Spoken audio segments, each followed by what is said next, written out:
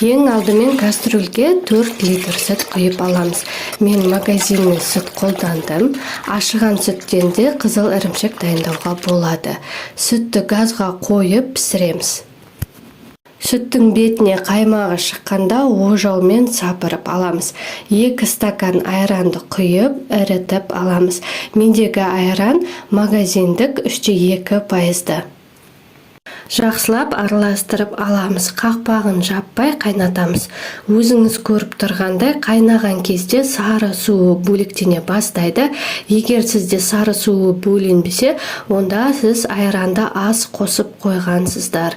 Үстіне тағы 1 стакан айран қоссаңыз да болады. Қақпағын жауып 3 сағаттай қайнатамыз. Мінеке 3 сағат өткен соң дәміне қарай 1 стакан қантты қосып араластырамыз.